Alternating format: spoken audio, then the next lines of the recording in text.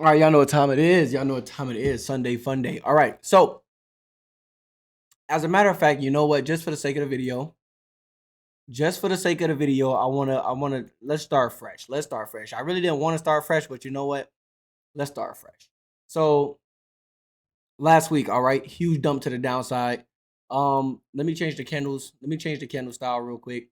Yeah, I'm loving the red candles, by the way. Like, like it's scary. It's still scary, but at the end of the day, it's like, I'm loving the red candles. Actually, nah, you know what? Y'all gonna have to just get used to the red, bro. Y'all gonna have to get used to the red. Like it is what it is. All right, so weekly levels, we have this right here, this high right here. And then we also have price. Price has been respecting these lows week after week after week. We have not been able to see a true um push below these lows. You see right here, this week tried to push down, rejected. Another week tried to push down, rejected up, and then this week did hold strong, which kind of makes me feel a tad bit different, which makes me feel like this week can pull back slightly more. Now, if we take the fibs, and it's actually, let me pull up this indicator real quick, see what this say. I just want to see what it says the last pivot was. It says this was the last pivot. That's so weird. Okay, that doesn't help. I'm gonna just go with my eyes and say that this is the most, cause let me see what that looked like. Okay, and then let me see what this looked like. See, this really makes more sense. I'm gonna go with this as for our fibs, cause this technically is a swing. If I go down to a lower time frame, this is definitely a swing. So yeah, okay, let's go with that. Let's go with that.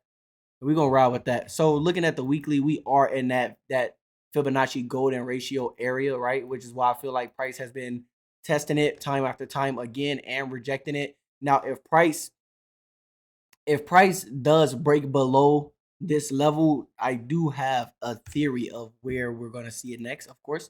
So let's just go down to the daily time frame so this makes a little bit more sense. So as we can see on the daily, we rejected this level once, twice, and now we're at this level again, but we didn't get a strong rejection like we did in the past. So I'm feeling a tad bit different about what the market could potentially do. Now, what I want to point out, right? If we look at this, right, we got the high, the weekly high, we got the weekly low, all-time highs, whatever. But if I delete this, just to make it make sense, if I delete this, right, and I draw this trend line downwards, we have a pattern right here. We have a ascending, you can call it symmetrical triangle pattern, an ascending, whatever, which in other words is saying that price is going to squeeze in, squeeze in, squeeze in for another bull run up, right? That's what I'm anticipating, right? I could be completely wrong. What do I know? I'm just some guy on the internet. But that's definitely what I'm anticipating. But if price does break below this key level here, I'm definitely expecting it to come all the way down to this 20,325 key level, right? So that'll be a nice push to the downside. A lot of money to be made on this push if price does push to the downside here. But we're definitely going to wait and be patient. I'm going to wait for a push or retest of that level, and then signs that price wants to continue and get in on that. Probably get in off the initial retest in this area here, just in case. And then once we see some more bearish momentum, probably get in on another break of the lows right here. Get in about two positions all the way to the downside, making buku money. All right, you want to diversify your entries and your risk, because you could be wrong, right? And if I put all my eggs in one basket off the initial entry and then I'm wrong, it can mess with your psychology, so forth and so on. But nevertheless, um, this is what I'm thinking. I'm thinking it's a ascending, bullish continuation pattern forming, but who knows, right? Who knows? So let me just put that back up here and let me clean this up a smidge. I'm gonna be getting alerts probably tonight. But yeah, I'm definitely gonna sit on my hands and be a little bit patient with that. And another thing is we're below the EMAs on. Well, now we're below the EMA on the daily as well. We're below the 50 EMA, so I know that there's gonna be a lot more favor to the downside, right? But we are at this key level. We are at this key support. So like you gotta be patient. I would definitely let Monday do what Monday do. let it form, see what price wants to do in this area, and don't jump the gun on any entries just yet. All right, I wouldn't jump the gun on any entries at all. Let me delete this actually. But if price does reject this, then of course I'm gonna take it all the way back up with something like this being TP1. We hit a trade on this the other day. Actually, well, no, we hit a trade to these lows the other day. We smacked that. That was an absolutely beautiful trade. But this would be like my TP1 somewhere in this area here. TP2 would be all the way up here, and then we TP3, and then if price does want to continue onwards to all-time highs, then we can see that as well. But who knows? As a matter of fact, one thing I keep forgetting to do at the very beginning is look at what kind of news we have coming up for the week. Let's see what news we got this week. This week right here, apply settings. All right, we got news on Tuesday, core PPI. Okay, we have core CPI.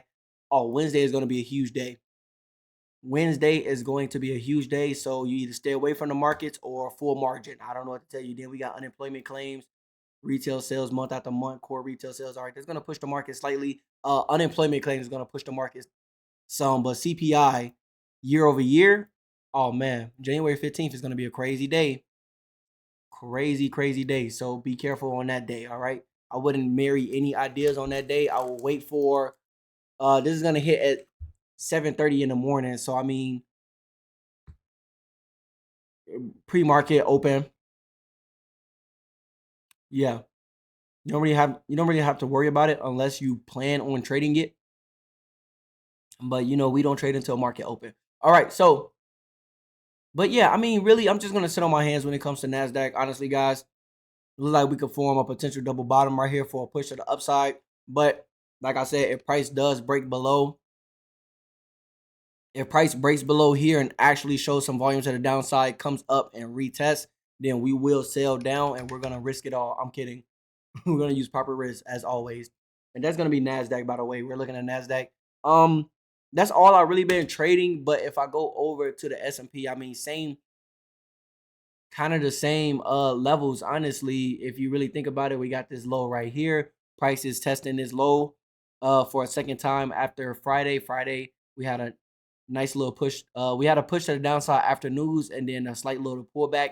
So I can also see, like I said, the momentum is to the downside right now. So don't trade against the current. All right, don't try to swim against the current.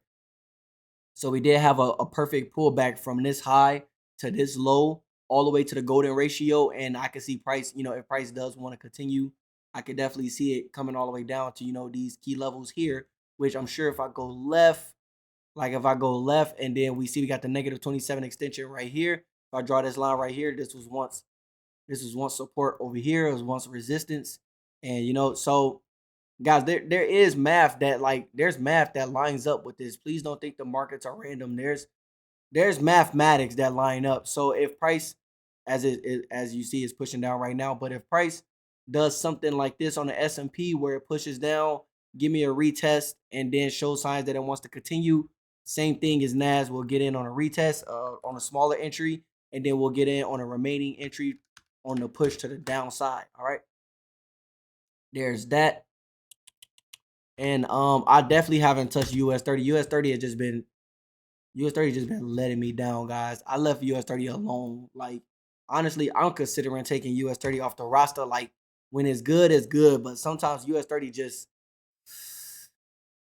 sometimes US 30 just, it's just, man, it's like it's such a love-hate relationship.